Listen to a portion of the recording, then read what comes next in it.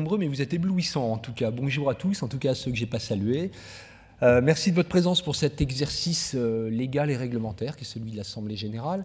Le déroulé va être le suivant.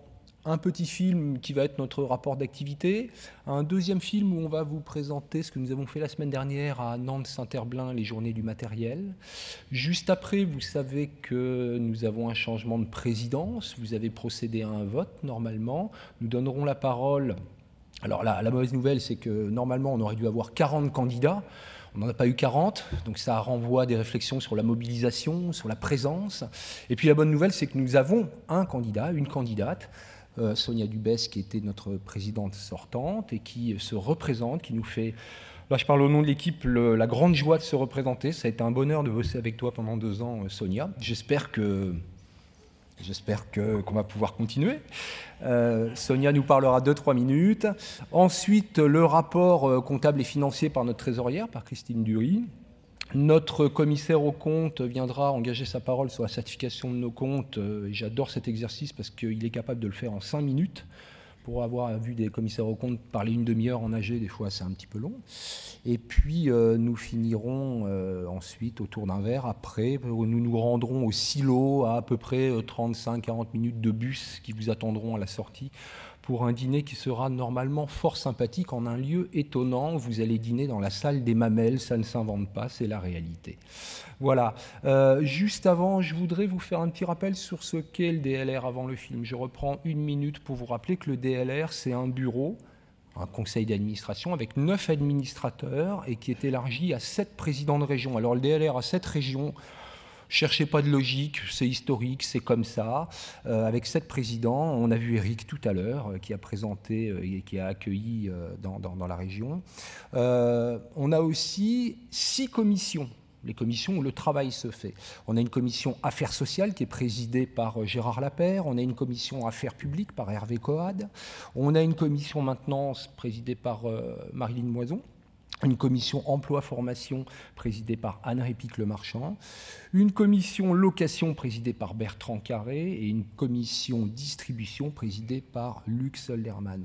Après, parmi les administrateurs, donc on retrouve Christine Dury en tant que trésorière, on retrouve Sonia Dubès en tant que présidente de ce bureau, Gérard Levieille qui est notre administrateur expert qui nous aide aux finances et à la tenue des comptes.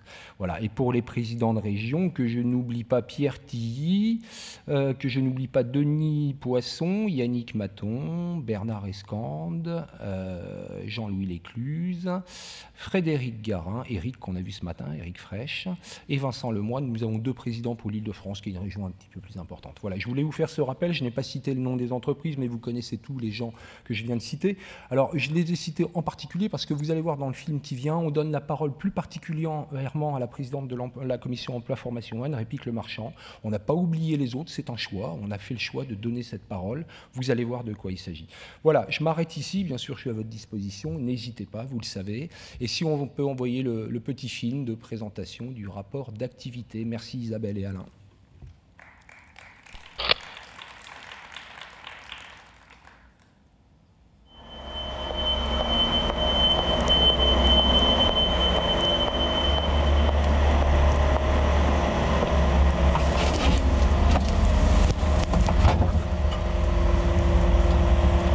Bonjour, bienvenue à l'Assemblée qu'on va mettre en place aujourd'hui. On va en profiter pour vous présenter les chiffres, pour vous présenter le rapport moral, pour que les équipes à la fois du bureau et les équipes de permanents vous présentent leur travail.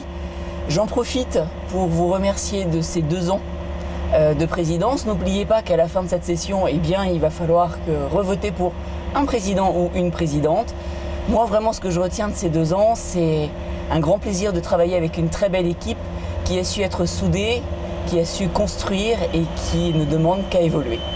Merci à vous et bonne assemblée.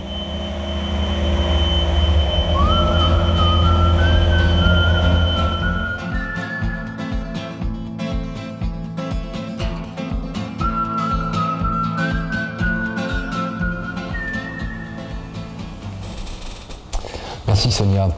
Bon, bienvenue à cette Assemblée Générale DLR 2014. Très rapidement, remerciements à nos administrateurs, à tous les membres des commissions, des groupes de travail. Ça a été une année possible grâce à vous.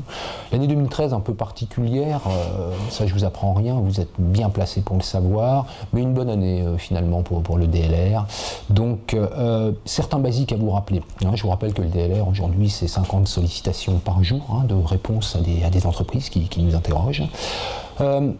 Nous sommes très très attentifs à la prospection et puis au nombre de membres. Aujourd'hui, on a un petit peu moins de 500 membres au DLR et nous allons chercher des nouveaux. Alors en 2013, je ne vous cache pas que ça a été très difficile. Très difficile pour obtenir les rendez-vous. Les entreprises n'ont pas forcément voulu être sollicitées. Il y a eu quelques sorties. On a à peu près un équilibre. On a 24 entrées pour 25 sorties.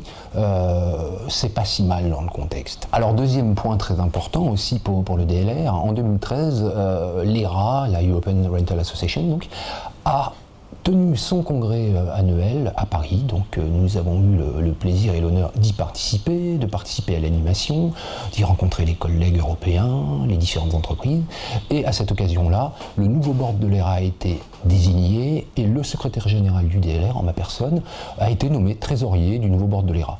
C'est très bien pour tout le monde, ça va permettre des comparaisons, du benchmarking, ça va permettre du rapprochement de dossiers au niveau nationaux, européens, et le travail a commencé depuis avec l'ERA. C'est une très bonne chose. Autre élément très important, vous savez que le conseil d'administration du DLR est très attaché au fait que la fédération fasse de la formation professionnelle. Nous avons une structure adaptée pour cela. Donc cette année, je ne vais pas développer les thèmes, mais sachez que nous avons reçu à peu près 80 entreprises qui ont envoyé en formation, à DLR Formation, de l'ordre de 100 collaborateurs. C'est pas mal, ça fait une moyenne de presque une et demie formation par mois. C'est quelque chose qui fait partie des fondamentaux du DLR. On souhaite continuer. Alors, autre point aussi, souvenez-vous, en 2012, nous avions réorienté notre politique de communication vers la presse, notamment la presse économique. Eh bien, en 2013, on a eu quelques résultats intéressants, sans citer de titres. Certains titres nationaux ont repris nos études barométriques de tendance, ont repris certains de nos commentaires. C'est une très bonne chose, puisque c'est un de nos objectifs, effectivement, continuer le partenariat avec la presse professionnelle, qui est tout à fait logique, mais essayer d'aller plus loin, essayer de rentrer dans une autre presse. Donc là aussi, les lignes ont bougé et c'est une très bonne chose. Enfin, autre domaine, celui de la relation du DLR avec les adhérents, on va dire aussi communication, les rencontres régionales qui nous ont permis de voir à peu près 200-250 personnes qui représentent 160 entreprises, le congrès à Lille pour lequel vous nous avez renvoyé des retours de satisfaction vraiment importants, nombreux, apparemment à un niveau qualitatif qui vous a plu, tant mieux. Et puis en fin d'année 2013, la journée de la location, la journée de la distribution qui ont mobilisé plus de 250 personnes à peu près, ça a été marquant parce que ça a été deux très bonnes journées qualitatives et quantitatives. Alors maintenant, je voudrais rentrer dans un aspect plus dossier. Les lignes ont bougé, sans développer. La nouvelle présidence et le board ont réussi en 2013 à mettre en place certaines opérations qui vont porter fruit dans les 2 années à mon avis qui viennent. Notamment, nous avons démarré un chantier sur la signature d'une convention nationale d'objectifs avec la CNAM. Je ne développe pas. Nous avons développé notre approche du Parlement français. Nous allons aller voir les députés, nous allons aller voir l'Assemblée nationale dans ces 2 années qui viennent pour parler de nos métiers, parler de notre savoir-faire et trouver des alliés. Je ne développe pas là non plus, nous aurons l'occasion de revenir là-dessus. Nous avons aussi beaucoup travaillé, et les résultats vont arriver bientôt, sur les achats et les locations des collectivités locales en France, puisque vous savez que les collectivités locales en France aujourd'hui ont tendance à beaucoup acheter, pourquoi pas, mais elles sont bloquées sur les locations parce qu'elles ne récupèrent pas la TVA. Je ne développe pas. On a une étude quantitative et qualitative sur ce qui est acheté et loué, et ça va nous permettre de rentrer dans ce message vers les parlementaires pour essayer d'aller faire bouger certaines lignes réglementaires et légales. Nous avons aussi lancé une étude sur les implantations des salariés et des entreprises en région en France, quelque chose de beaucoup plus fin qui va aussi nous servir dans notre travail vers les députés. Et puis, dernier élément aussi, il y aura une livraison en 2014, et aussi tout ce que je vous dis, c'est pour 2014, on l'a lancé en 2013, mais ça va arriver là. Nous avons commandé auprès de la Banque de France une étude poussée sur les ratios de nos distributeurs, loueurs, réparateurs, manutention, etc. Quelque chose d'assez important, c'est du lourd. On va voir un petit peu ce que la Banque de France analyse finement de nos métiers, de nos entreprises. J'espère là une livraison rapide de cette étude. Voilà, donc maintenant je vais passer la parole à l'équipe qui va rentrer un peu plus en détail sur certains autres points. Merci à vous, dernier message, mobilisez-vous, on a besoin de vous, sans vous on ne peut rien faire, on est payé par vous pour, alors aidez-nous à vous aider, venez. Et puis, bien merci encore au board, je l'ai déjà dit, mais ça ne mange pas de pain de le redire. Allez, à tout de suite. Bonjour. En matière de communication, toute l'équipe du DLR s'est efforcée cette année encore d'informer ses membres, mais aussi son environnement, les partenaires, les ministères, les écoles, les organismes divers avec lesquels nous travaillons, sur l'actualité de la profession et ses évolutions sociales, juridiques et réglementaires propres à ces métiers. Fait marquant dans la communication de la Fédération cette année, le passage de notre magazine, jusqu'à présent uniquement en version papier, à une version bimédia, à la fois print bien sûr, mais également Internet, ce qui nous permet de pouvoir faire des développements sur certains dossiers, des vidéos ou également des liens vers des sites Internet. Donc bien sûr, nous allons poursuivre et développer cet usage. Pour ce qui concerne l'avenir, le bureau du DLR a souhaité lancer une réflexion stratégique à la veille de son cinquantenaire pour redéfinir à cette occasion sa vocation, son ambition, ses valeurs et son identité en vue d'améliorer son efficacité et sa visibilité au travers d'une communication qui sera revisitée. En ce qui concerne les relations presse, saluons une première année de collaboration prometteuse avec notre nouvelle agence RP Carré. La mise en place et le déploiement d'actions principalement ciblées vers la presse économique et régionale a en effet déjà commencé à porter ses fruits, puisque pour ne citer que à titre d'exemple, nous avons déjà eu 3 articles cette année dans les Échos. Un relais presse qui va bien sûr se poursuivre et s'amplifier, notamment en lien avec le déploiement des actions de lobbying dont Hervé Rebolo vous parlait tout à l'heure.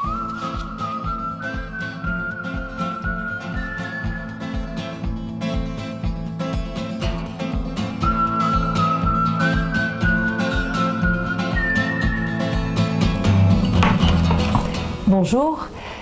Je vais vous dire maintenant ce que nous avons fait au service social et en matière de négociation sociale et paritaire en 2013. Tout d'abord, un travail de fond. Vous faire connaître, vous faire savoir que la convention collective révisée était applicable dans vos entreprises depuis le mois de novembre 2013.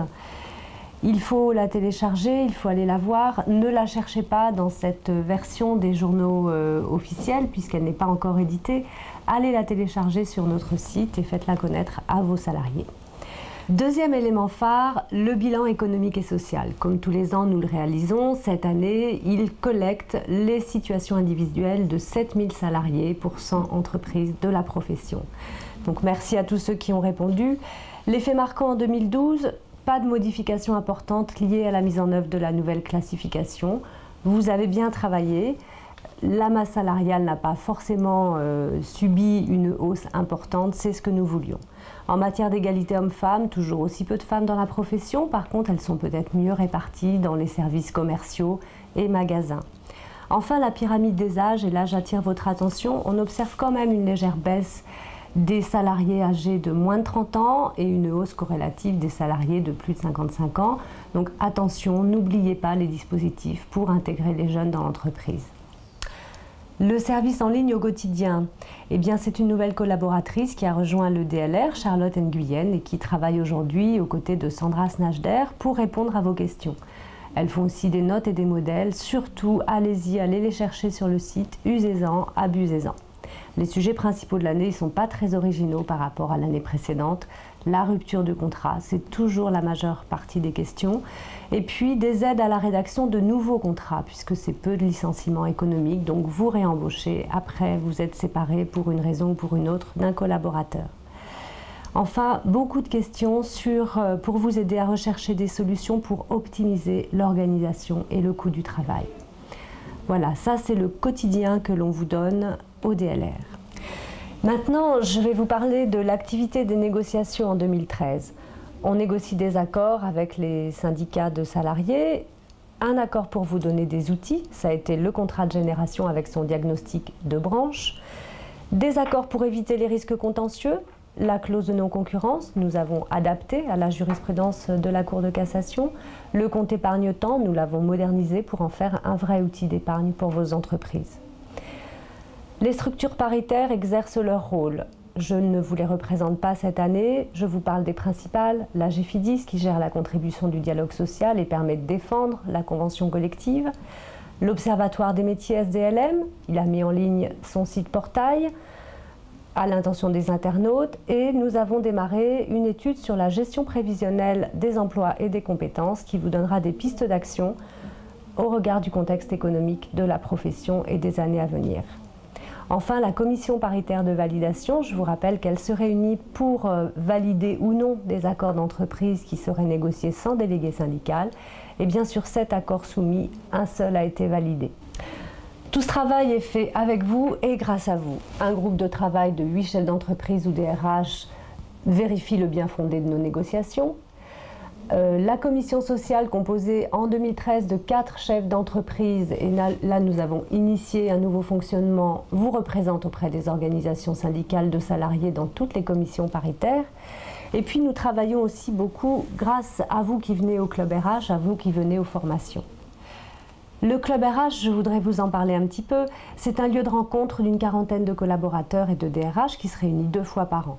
Alors on y parle d'actualité sociale liée à la profession, on y invite un expert sur un sujet tourné vers l'entreprise, on y échange surtout des pratiques, des trucs, des astuces et puis même des adresses mail en cas de coup dur pour l'entreprise. C'est vraiment un lieu d'échange ouvert à tous. Voilà, alors maintenant je profite de ce rapport moral pour vous adresser au nom du service social nos remerciements à ceux et celles qui s'investissent en donnant du temps, à ceux et celles qui répondent au bilan social, même si je le sais c'est un petit peu fastidieux, à ceux et celles qui participent au Club RH et aux formations, et enfin à tous ceux et celles qui au quotidien nous appellent, nous interpellent, nous informent en retour et finalement nous forment aussi.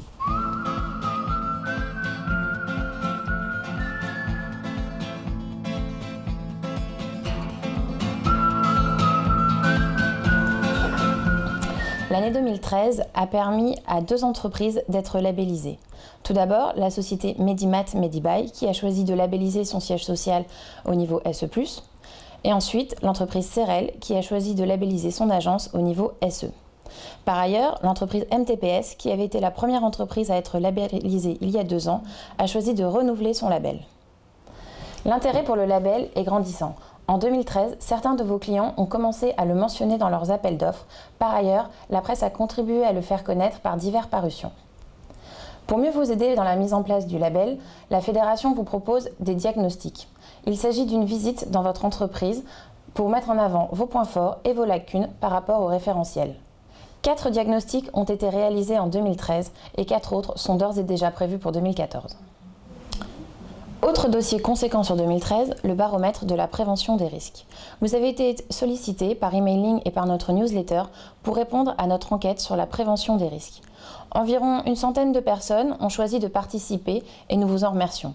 Grâce aux données collectées, nous allons pouvoir mettre en place une convention nationale d'objectifs avec la Caisse nationale d'assurance maladie. Ce partenariat entre le DLR et la CNAM va vous permettre d'obtenir des financements, notamment pour la mise en place de formations ou l'acquisition de matériel qui pourrait réduire les accidents dans vos entreprises. Nous sommes actuellement en train de travailler ce dossier, nous allons prochainement le présenter à la CNAM et nous espérons une issue favorable pour 2015. Pour terminer, je profite de cette occasion pour vous rappeler que le DLR et le CISMA travaillent ensemble sur l'Argus Chariot. Un site internet existe, arguschariot.com, il est de plus en plus consulté. Ce site est le fruit de la collaboration des professionnels du chariot appartenant aux 2 fédérations. Une fois par an, ils sont sollicités pour nous donner leur valeur de cotation des chariots d'occasion. Sans les cotateurs, l'Argus Chariot ne pourrait exister. C'est pourquoi nous avons besoin de votre participation. N'hésitez pas à nous mettre en relation avec les personnes compétentes dans ce domaine qui se trouvent dans vos entreprises. Que ce soit pour la pérennité du site Argus Chariot ou pour toutes les missions du DLR en général, votre engagement est toujours primordial. Pour commencer ce panorama emploi et formation 2013, un dossier capital politiquement pour le DLR et ses partenaires de la SDM, c'est la réforme de la collecte de la taxe d'apprentissage. Selon ce projet, en effet, les collecteurs, les organismes paritaires collecteurs agréés, les OPCA, qui aujourd'hui sont spécialisés dans la formation continue des salariés, deviendraient désormais collecteurs de la taxe d'apprentissage. Donc nous nous sommes mobilisés aux côtés d'une vingtaine d'autres collecteurs qui, comme la SDM, sont signataires de conventions de coopération avec le ministère de l'Éducation nationale pour, au travers d'un livre blanc et de différents échanges avec le ministre de l'Emploi et du Travail, qui est en charge de cette réforme, rappeler le rôle et l'importance pour nos branches de ces conventions et de cette collecte. Puisqu'en effet, c'est ce qui nous permet de faire connaître nos métiers, nos formations aux jeunes, aux familles, aux relais d'information, pour attirer de nouveaux talents dans nos entreprises. C'est ce qui nous permet aussi de faire vivre les partenariats école-entreprise, qui sont indispensables pour nous, et aussi d'adapter et de soutenir les formations initiales répondant aux besoins de la profession. Reste à savoir comment cette réforme se traduira concrètement dans notre branche, ce dont nous vous tiendrons bien sûr informés. Pour dire un mot sur la collecte de la taxe d'apprentissage à SDM 2013, justement, puisque vous avez compris qu'elle nous permet notamment de financer nos actions de promotion des métiers. Elle s'est élevée pour le secteur de la maintenance des matériels de travaux publics et de manutention à 2,75 millions d'euros, soit une hausse de 8,3% par rapport à l'année dernière, qui est notamment due à un travail ciblé d'information des entreprises qui versaient à d'autres collecteurs. Pour la partie plus spécifique formation, le ministère de l'Éducation nationale a nommé cette année une nouvelle inspectrice générale, Pascal Costa, qui a remplacé Jacques Perrin, qui est parti en retraite l'été dernier. Elle va conduire avec les professionnels les travaux de rénovation de l'ensemble de notre filière de formation et de diplômes de la formation en maintenance des matériels, du CAP au Bac Pro et le BTS, qui vont débuter dès ce printemps 2014 et qui tiendront compte bien sûr des évolutions technologiques des matériels, mais aussi des attentes des professionnels et des modifications qui sont intervenues depuis 10 ans en matière de formation professionnelle, que ce soit le passage au Bac Pro 3 ans, la disparition du BEP, mais aussi l'apparition des licences professionnelles. Donc pour assurer une cohérence d'ensemble, il va bien sûr nous falloir également revoir à cette occasion nos CQP de branche afin de pouvoir avoir une offre vraiment cohérente. En novembre s'est tenue la rencontre à SDM École-Entreprise sur le thème des enjeux de demain, ce qui a permis à 130 représentants de la profession et de nos écoles, des proviseurs, des chefs de travaux, des enseignants à Saint-Jean-d'Angély, de se réunir pour faire le point sur l'évolution de nos métiers et de nos formations. Par ailleurs, pour répondre à un besoin qui avait été exprimé par la profession, la commission emploi et formation a travaillé cette année à élaborer une formation spécifique magasinier propre à nos métiers qui devrait démarrer courant 2014. Au chapitre valorisation de nos formations et de nos métiers, notons notre 16e participation au concours général des métiers dont les épreuves pratiques se sont déroulées pour la première fois au lycée de Ghana dans l'Allier. Et puis la poursuite de notre mobilisation et de notre action en faveur des Olympiades des métiers. Il faut savoir que cette année, nous avons 18 régions qui se sont mobilisées et qui organisent des sélections depuis le mois de janvier et qui se dérouleront jusqu'au mois de juin, contre 14 simplement en 2012. Donc c'est une progression importante. Et donc qui concourront lors d'une finale, ou en tout cas leurs vainqueurs concourront à la finale de Strasbourg qui se déroulera en janvier 2015.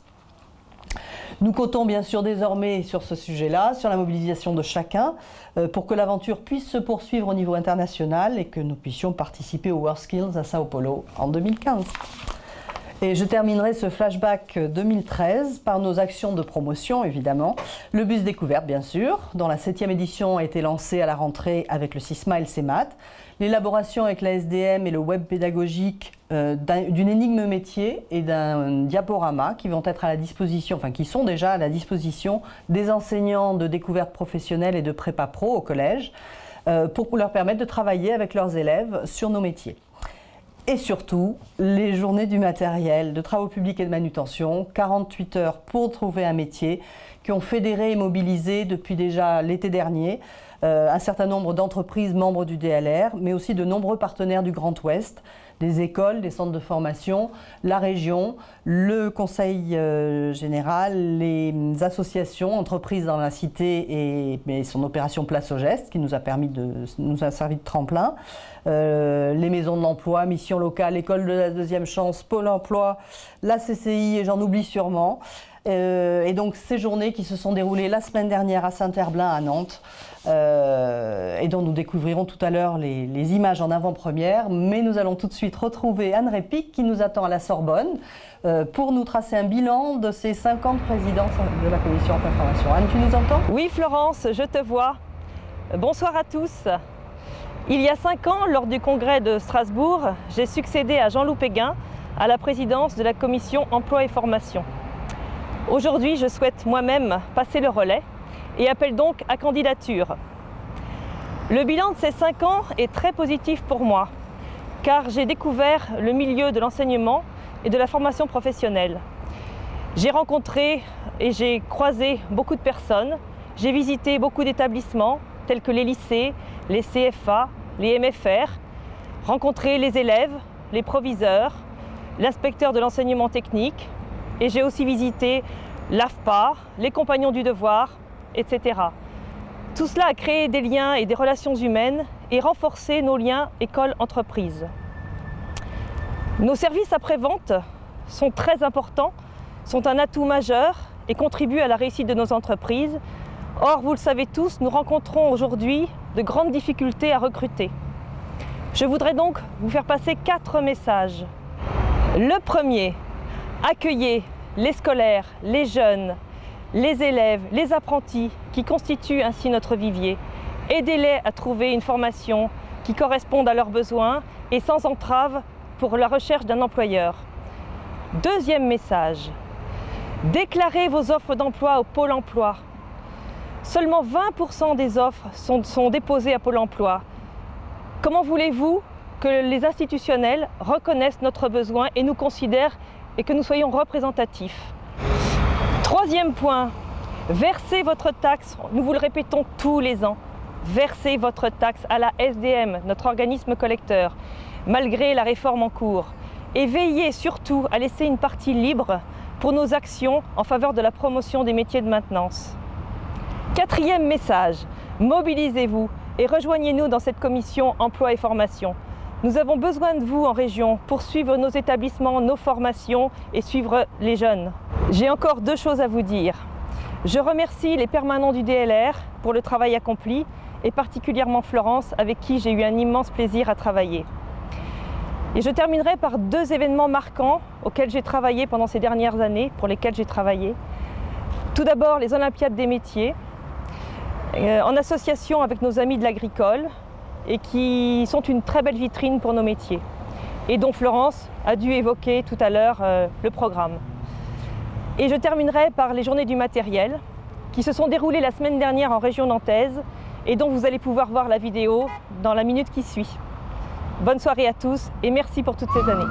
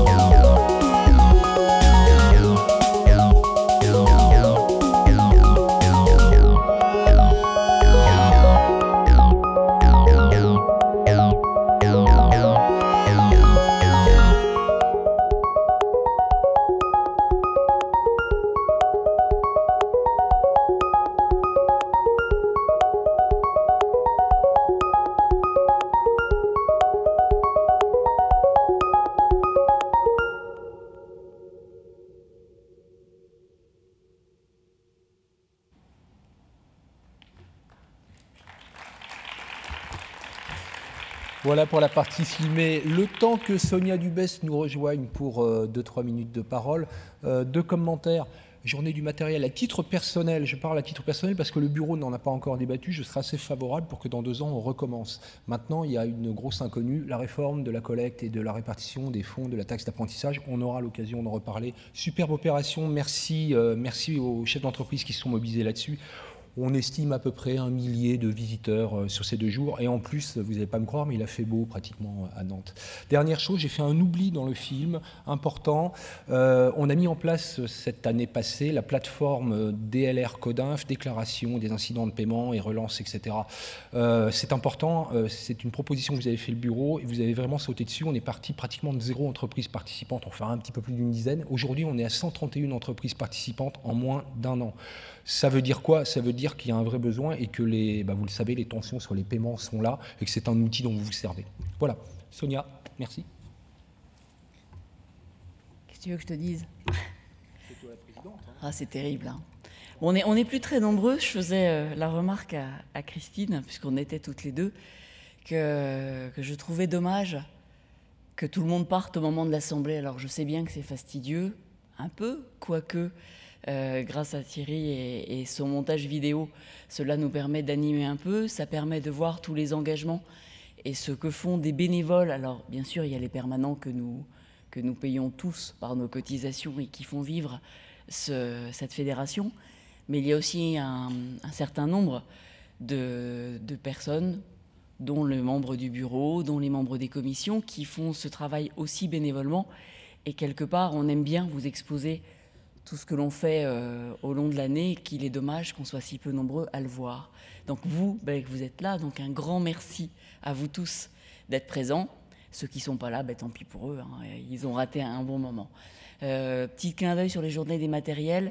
Belle journée, j'y suis allée juste au moment d'inauguration au départ. Effectivement, le temps menaçant, mais ça se maintenait. Les jeunes étaient en grande découverte. C'est un très beau moment pour faire voir à toute la profession et enfin tous les journalistes et de montrer notre profession, de montrer nos métiers et de valoriser nos métiers.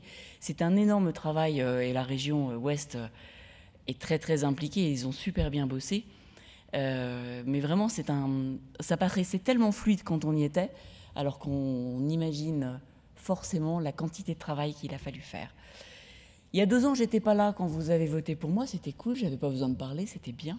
Bon, là, cette année, je me suis dit, je ne vais pas leur refaire une 2e fois. Qu'est-ce qui s'est passé pendant ces 2 ans? D'abord, je voulais vous dire merci. Parce que 2 ans de présidence, au-delà des quelques contraintes d'emploi du temps et d'engagement, c'est surtout 2 ans d'une formation formidable pour entrer dans des arcanes qu'on ne connaît pas. Grâce à vous, j'ai pu aller à l'Assemblée. Grâce à vous, je rencontre des gens aussi divers que Luc Ferry, qui vont nous rencontrer déjà lundi. Monsieur Chanteguet, député pour l'écotaxe, Laurence Parisot, ça c'était lundi soir. Donc ça permet quand même d'accéder à un environnement. Bon, je n'en suis pas au point de Catherine de passer sur France 2. Je vois Thomas qui se cache. Et là, c'est un jeu que je la laisse absolument faire parce qu'elle a été merveilleuse pour représenter nos métiers à cet endroit-là. Mais effectivement, 2 ans de présidence de DLR, c'est aussi ça. Donc, je me suis posé la question, est-ce que je recommence 2 ans ou pas? J'ai travaillé avec une équipe de permanents extraordinaires, un membre de bureau très sympa, même si Christine veut voguer vers d'autres cieux en trésorerie, ce que je peux comprendre. On va essayer de trouver des trésoriers qui vont prendre son relais et qui vont être aussi efficaces qu'elle. C'est pas une mince affaire, mais je suis sûre qu'elle va nous aider à trouver quelqu'un de bien. Ça aide aussi, c'est-à-dire qu'une fédération, ça marche par l'ensemble des gens qui y adhèrent, ça marche par les gens qui s'y investissent, et ça permet de faire des découvertes extraordinaires. Donc, je me suis dit 2 ans, allez, c'est un peu court, donc peut-être qu'il y aura encore 2 ans de plus. Si c'est pas le cas, c'est pas grave. Si c'est le cas, ce sera avec un grand bonheur. Par contre, ça s'arrêtera dans 2 ans. Donc, je pense que c'est que parmi vous, parce que les autres se sont partis, donc c'est qu'ils ne doivent pas se sentir concernés. Donc, si certains ont la vocation de le faire, venez, prenez la place derrière. C'est l'intérêt aussi de ces présidences qui tournent, puisque ce sont des pattes diverses et variées qui s'y mettent. C'est super enrichissant, avec l'expérience, gérer l'entreprise, sa famille, et faire en parallèle la fédération. Ben, vous voyez, je n'ai pas l'air totalement épuisé, donc c'est jouable. Donc c'est aussi intéressant d'être dans le milieu des affaires et de faire ça en parallèle. Vraiment, on grandit, on apprend. Parfois, on découvre des choses étonnantes, des choses énervantes, des choses drôles. Mais ce qui est sûr, c'est qu'il y a des rencontres humaines tellement extraordinaires que ça vaut tous les petits boulots qu'on a à faire en plus. Donc un grand merci à vous tous. Et puis peut-être encore 2 ans, et puis peut-être pas encore 2 ans, mais en tout cas, dans 2 ans, réfléchissez bien qui prend ma place. Sinon, eh bien, j'ai 2 vice-présidents à la location et à la distribution, entre Bertrand et Luc, et je sais qu'ils seraient ravis tous les 2 de faire une coprésidence. Merci à vous. Le temps que Christine nous rejoigne, je rappelle à Madame la Présidente que nos statuts prévoient qu'après l'élection du président, il peut se représenter 2 fois. Donc ça fait 6 ans, ça ne fait pas 4 ans. Non, mais je projette trop loin, il vous a bien compris que personne ne sort de cette salle tant qu'on n'a pas un nouveau trésorier et un nouveau président de commission emploi-formation. À toi, Christine, merci. Bonjour. Donc effectivement, bon, comme ça a été dit, ça sera ma dernière présentation en tant que trésorière, la 6e et la dernière, puisque je souhaite céder ma place à quelqu'un qui a envie de s'occuper de ce poste. Alors pour moi aussi, ça a été une belle expérience, 6 ans de trésorière du DLR. J'ai beaucoup aimé mes participations au bureau. C'est agréable de prendre part aux évolutions auxquelles le DLR participe par son action. Donc je ne peux que vous inciter à vous investir un peu plus que vous ne l'êtes déjà, si vous l'êtes déjà, et autrement à venir découvrir le DLR un peu plus en profondeur en étant le futur trésorier ou trésorière. Évidemment, je suis prête à assurer 2-3 mois pour transmettre. Alors, maintenant, donc, nous allons passer à la présentation des chiffres. Alors, je vais faire la présentation de la même manière que je les ai faites les années précédentes. Je vais commencer par vous parler des chiffres DLR consolidés, c'est-à-dire l'ensemble des entités du DLR, puisque c'est quand même plutôt sur cette image-là qu'on peut comprendre la logique. Et ensuite, je vous présenterai les chiffres de la société DLR, puisque c'est ceux-ci qui doivent être approuvés en assemblée. Alors, les résultats consolidés du DLR, alors bon, c'est assez agréable de les présenter en ce moment, ils sont très bons, donc c'est toujours plus facile à présenter. Alors, succinctement, cette année, nous avons eu des recettes qui sont de 1,2 million, donc assez significatifs. C'est en augmentation par rapport à ce que nous avions eu en 2012 de 100 000 € et également un peu plus de 90 000 par rapport à ce qui avait été prévu au budget, soit une augmentation de 8% par rapport au budget et de 9% par rapport à 2012. Comment cette augmentation s'explique? Essentiellement, alors, dans les recettes, qu'est-ce que nous avons? Les cotisations nettes, bon, qui sont à 930 000 €, qui sont à peu près en ligne avec ce qu'on avait eu l'année précédente et puis avec ce qu'on avait prévu au budget, puisque pour ce point-là, le budget, en général, on reprend à peu près le chiffre de l'année précédente. En revanche, l'élément vraiment déterminant qui explique cette amélioration des recettes et qui explique aussi en grande partie l'amélioration du résultat, le très bon résultat que l'on a, c'est le financement du dialogue social, puisque donc vous savez que depuis, c'est le 2e exercice où nous touchons une partie du financement du dialogue social. C'est une cotisation que payent toutes les entreprises de notre profession. Et ensuite, donc, il y a une allocation qui est faite, ça permet de financer un certain nombre d'actions, et il y a une partie qui est reversée aux syndicats salariés, une partie aux syndicats professionnels patronaux. Nous, à ce titre, nous avons touché cette année 240 000 €. Donc évidemment, 240 000 €, ça fait tout de suite, ça nous donne tout de suite des moyens importants. Et ça représente une augmentation de 86 000 € par rapport à ce que nous avions touché l'année dernière, c'est-à-dire 55% en plus. Donc évidemment, ça permet de voir les choses de manière beaucoup plus optimiste, et ça permet d'engager un certain nombre de projets sur lesquels je vais revenir un petit peu plus tard. Donc voilà. Donc ça, c'est un élément important qui explique notre bon résultat de cette année. Ensuite, le deuxième poste sur lequel je vais un petit peu présenter, ce sont les marges contributives. Les marges contributives sont les opérations qui nous rapportent de l'argent, type par exemple le congrès. Donc cette année, ça nous a rapporté 200 000 euros, ce qui est en augmentation, ce qui est meilleur que le budget de 50 000 euros, puisqu'on est toujours un petit peu prudent au moment du budget. Donc c'est essentiellement l'explication. Et autrement, on est à peu près en ligne avec ce qu'on avait fait en 2012. Le congrès, donc l'année dernière, qui nous a rapporté 157 000 euros. Bon, c'est un résultat qui oscille en général entre 120 et 150 000 euros. Ça dépend des villes et de l'affluence. DLR formation, donc comme on l'a dit, il y a eu un certain nombre de formations, un grand nombre de formations qui ont été faites sur l'exercice 2013 sur des sujets variés et de nombreuses sessions. Donc un bénéfice de 24 000 euros. Et là, il faut saluer l'implication des permanents du DLR, puisque ce sont grâce à eux que les formations ont lieu. C'est eux qui les montent, c'est eux qui les animent. Et donc, c'est quand même grâce à eux que toutes ces sessions de formation ont pu être faites. Et puis autrement, il y a un certain nombre de petites ventes qui sont faites par ailleurs, d'audit, les clubs des LRH, des supports de communication qui rapportent 19 000 euros. En face de ça, évidemment, il y a des dépenses. Et cette année, les dépenses s'élèvent à 1 134 000 euros.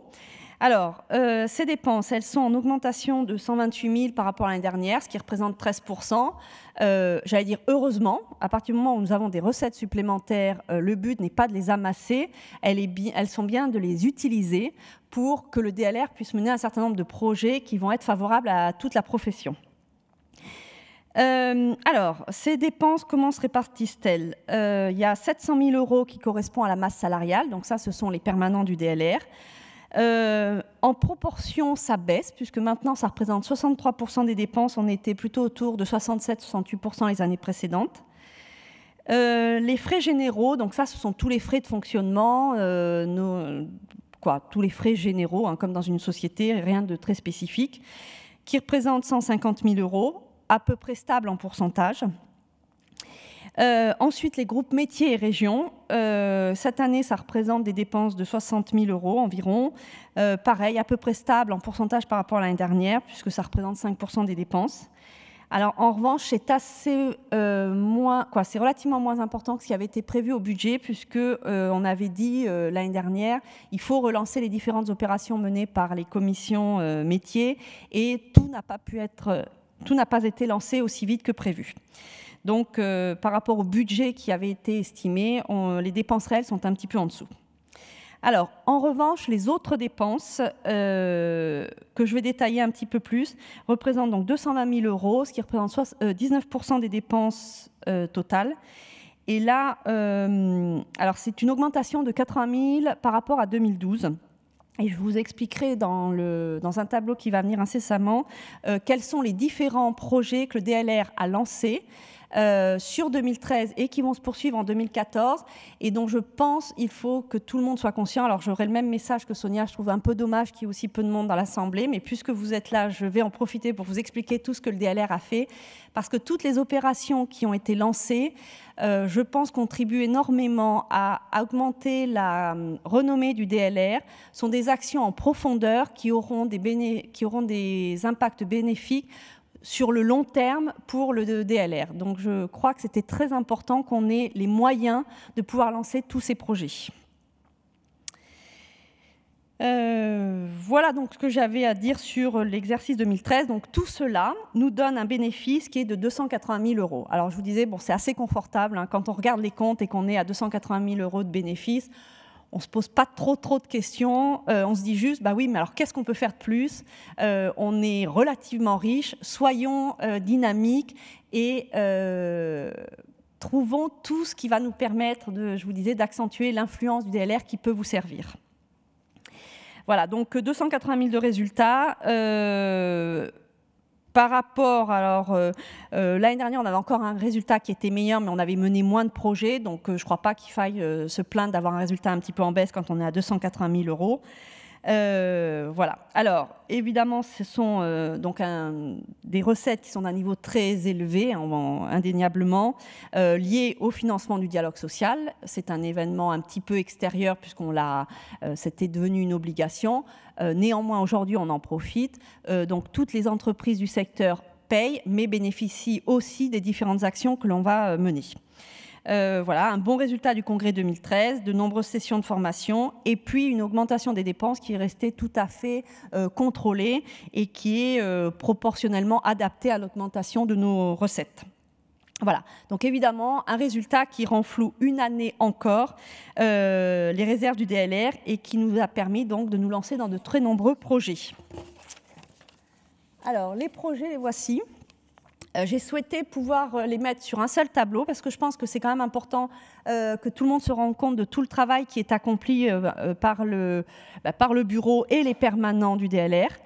Il y a un petit mot qui a été dit, je pense, de tous ces projets dans les présentations précédentes, mais je voulais juste les récapituler pour montrer aussi la cohérence de ces différentes actions qui sont menées. Donc on vous a dit, il y a une réflexion qui est menée avec l'aide d'un cabinet extérieur, donc c'est pour ça que ça a un coût sur ce qu'est le DLR. Il y a eu à un moment donné des discussions sur faut-il ou pas changer le nom. La conclusion est plutôt qu'a priori, ce n'est pas nécessaire de changer le nom. En revanche, il est important de travailler sur ce que nous sommes pour pouvoir encore mieux le vendre en ayant bien défini les valeurs et les objectifs. Donc ceci, ça va représenter un budget sur 2 années qui va être de 23 000 €, le travail qui aura été fait et qui sera notamment présenté pour les 50 ans du DLR l'année prochaine. Un gros effort qui a été relancé sur le lobbying. Il y a 2 ans, on avait annoncé qu'on arrêtait les dépenses de lobbying puisqu'on n'était pas très satisfait de la société avec laquelle on travaillait. Après réflexion, le bureau a décidé de relancer les dépenses de lobbying. En ayant des axes assez bien définis cette fois-ci. Alors donc c'est un budget qui est engagé pour l'instant qui représente 54 000 € donc sur 2013 et 2014 et donc la société de lobbying avec laquelle on travaille, le cabinet de lobbying, va notamment articuler son action autour de ce qu'est la valeur d'usage. Nous a permis à Sonia et Hervé d'être audités par la commission sur l'écotaxe pour qu'on puisse apporter notre pierre à l'édifice dans la réflexion et voir comment nous on pouvait aussi en tout cas ne pas être impacté négativement. Et puis nous faire connaître absolument au niveau de l'Assemblée pour que chaque fois qu'on aura à porter des sujets dans le futur, ils sachent que le DLR existe. Parce que c'est difficile de porter un sujet et d'intéresser des parlementaires quand ils ont X dossiers à traiter et tant qu'ils ne nous connaissent pas. Donc le lobbying, ça sert à ça, c'est à nous faire connaître auprès des députés, parce que derrière, c'est eux qui vont relayer et qui peuvent éventuellement faire voter des lois qui nous seront favorables. On vous l'a dit, on a également engagé donc un travail avec un cabinet extérieur. C'est pareil, tout a un coût. Donc là, on a engagé des dépenses qui vont représenter 38 000 € donc sur 2013 pour obtenir une convention nationale d'objectifs avec la CNAM, qui permettra ensuite à chacun des adhérents de pouvoir obtenir à travers la CNAM des aides pour des actions de sécurité dans les entreprises. Sans le CNO, on ne peut pas l'avoir. Une fois que cette CNO sera signée, chacun pourra en bénéficier à son niveau individuel. Une étude qui a été négociée avec Vecteur Plus, qui représente un budget de 21 000 €. Le but, c'était de mener une analyse assez précise des différents appels d'offres qui sont menés par les collectivités locales pour comprendre leurs habitudes d'achat et de location et comprendre pourquoi, entre autres, il n'y avait pas plus de location. Et pouvoir, avec ces données-là aussi, avoir un message qui soit plus approfondi et cohérent vis-à-vis des parlementaires auprès de qui on essaye de se faire connaître. Une étude sur le fonds de compensation de la TVA. Alors pareil, nous avons engagé un budget de 15 000 € sur le sujet. On travaille avec des fiscalistes. De nouveau, pour bien comprendre comment fonctionne exactement ce mécanisme d'État au niveau des collectivités locales, pour toujours dans la logique de dire, à partir du moment où on a analysé et compris les données, on est capable d'avoir un discours qui va être plus approfondi pour convaincre des gens de faire évoluer les lois dans un sens qui nous sera favorable. Une étude auprès de la Banque de France pour mieux connaître les données de notre profession au niveau régional, toujours avec cette idée de dire connaissons-nous bien pour pouvoir bien parler de nous et augmenter notre pouvoir d'influence. Une étude qui a été menée par Astares sur l'emploi dans les régions. Alors, qui est un coût que l'on a engagé de 16 000 €. Donc c'est vraiment un travail qui est fait région par région. Il y a déjà des données qui sont remontées sur un certain nombre de régions et au fil du temps, toutes les régions auront été analysées.